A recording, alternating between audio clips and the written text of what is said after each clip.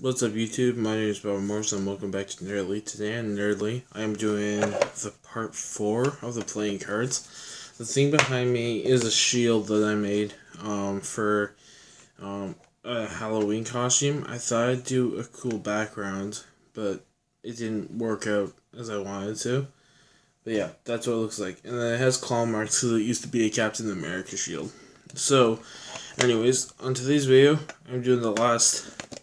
I'm gonna pull this closer. My tripod is currently breaking, very bad, and I'm gonna get a new one tomorrow. So yeah, that's cool. So this is a pack of playing cards that I got from the dollar store actually, and I thought it was pretty cool because even though it has the prequels on it, it's got General Grievous. General Grievous is cool. But yeah, this whole thing here is by the same people who who made the Rogue One playing cards. So I thought that was pretty cool. And this was also made around the same time that Disney was finalizing with Star Wars. So I thought that was pretty wicked too. So the lighting's kind of bright here because I'm right under the light, but you know, whatever. So the RIP headphone users. The case is metal, which is awesome, and it's 3D too, as you can tell from the inside, which is cool. And you got 2 sets of playing cards in the pack. You have the prequels and you have the classic. And what's cool about these is that when put together, they make the picture you see on the box. Sort of. Oh no, I messed it up. Sorry. They make the picture you see on the box, which is really wicked. So yeah. I have no control today. Oh, there you go. I used to be able to do this easier, but not anymore. But yeah, so that's the picture on the box, which is really cool. So yeah. So you got classic, prequel.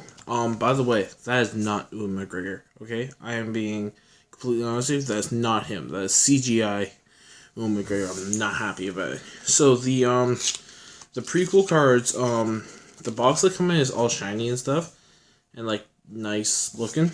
And I'm just gonna get 2 cards out here, so you can hopefully see. Ooh, let's get Ewan out here, because Ewan needs to be.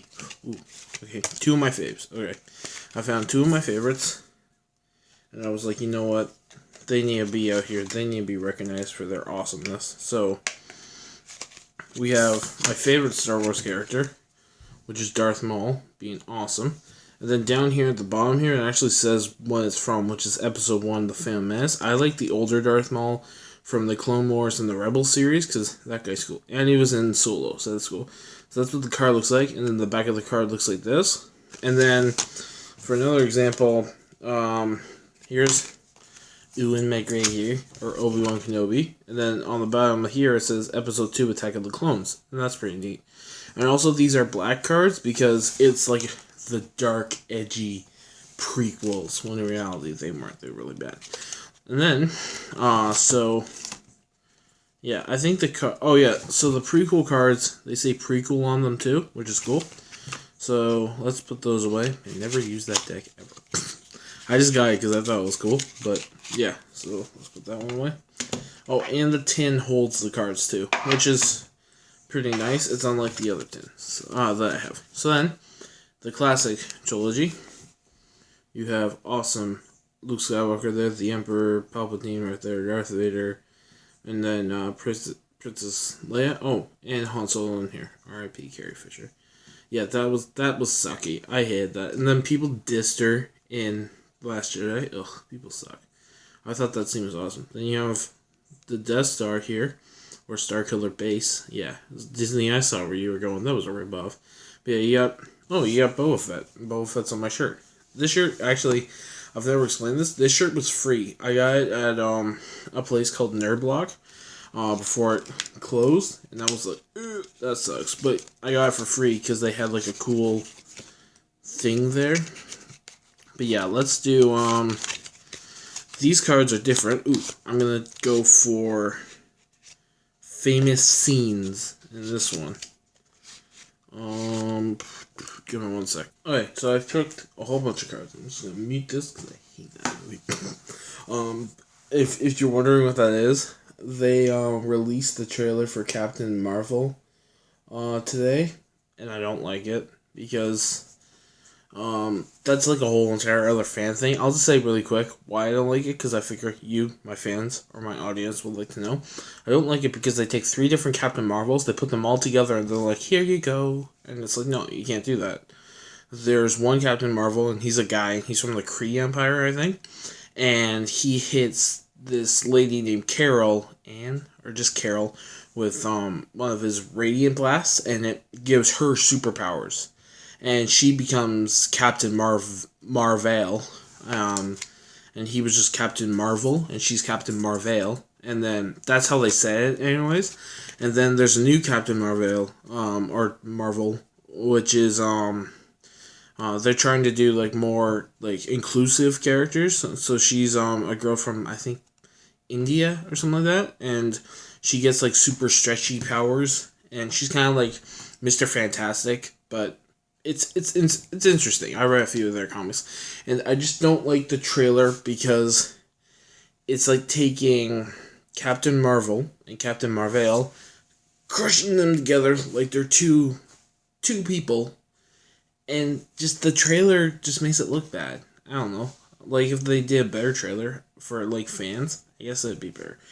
But I'm not here to rant. I'm here to show playing cards. So the jokers for these cards are actually pretty cool. This one's from A New Hope, and it's that band. I don't know what they're called. This one is from Empire Strikes Back, where Chewbacca is piecing together C-3PO. And then this one is where R2-D2 meets the Ewoks, and he doesn't kill them, which would honestly make the movie a little better. But we're stuck with Ewoks now as canon. Yeah, they're canon, people. I hate the Ewoks. Alright, and then for A New Hope, my 2 favorite cards are when Princess Leia gives R2-D2 the plans to the Death Star, like Poe did in for the map to Luke Skywalker. Just that passing of the torch there. And then when Obi-Wan Kenobi fights Darth Vader, I thought that was also wicked. And then for my Empire Strikes Back cards, my favorite cards are, scenes from the movie is the ad scene, because the whole entire Hoth, if you didn't know this, the whole entire Hoth scene for that movie was written in because Mark Hamill got into a bad motorcycle accident, I think, and it messed up his face and all that. So that's why he got mauled by the wampum. I think that's what it's called. A wampa. I think that's what it's called. That's why he got mauled by it, and he was in that tube and stuff. That the whole entire creation of Hoth is because Luke Skywalker got beaten the hell up. So yeah, I thought that was pretty interesting, because instead of just writing it in that his face is a little messed up, they kept it. They wrote in a whole new planet, which is actually wicked. And there's funny jokes about Hoth too now. And then the second scene is when Luke's trying to fight Darth Vader, and then he can't.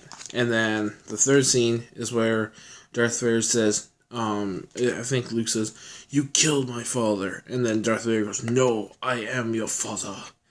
It's pretty interesting, that scene, because at the red carpet premiere event for this movie, Empire Strikes Back, George Lucas said, "Luke, I am your father."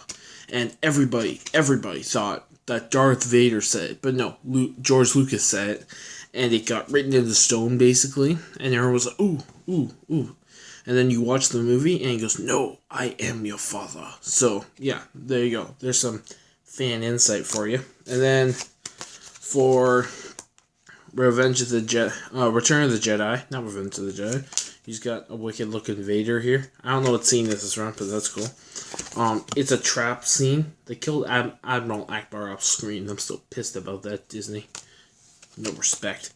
And then this one is probably the best one, because it rips apart the prequels in like an instant, just like Revenge of the Sith. It rips it apart.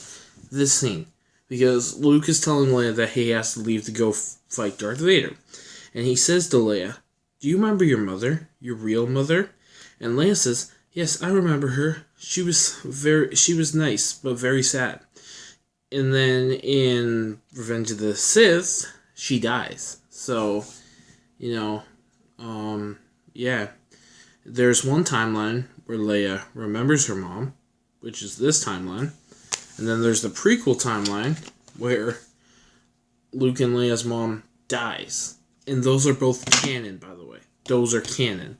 People are trying to take out Last Jedi. They're like, don't make this canon. This is awful. Don't make this canon, people, because this is not good. These playing cards are awesome. And you gave us General Grievous. And like the best Star Wars cartoon you had. Two of them. Two best Star Wars cartoons you had. Plus Rebels. I like Rebels. But you couldn't, like, don't make it canon. Like, people don't get the canon stuff. I'll say, oh, they made it canon. And people will be like, what's canon? I don't know what this is. Canon is where it becomes part of the timeline. I'm ranting on for too long. But this is the thing. People don't understand. A lot of people I know don't get canon because they don't read comic books. And that's okay. But canon is where it becomes part of the timeline for that trilogy. So, in the timeline for the Star Wars trilogy, there is a line where Leia remembers her mom, and that's canon. And then there's also the fact that Darth Vader suffocated Padme and killed her, and then she died from a broken heart as well, and that's canon. So it kind of makes a paradox, I would say, and a little hole in the story. But yeah, that's cool. So anyways, that's it for this video. If you liked it, please leave a thumbs up, and I will see you guys later. Bye.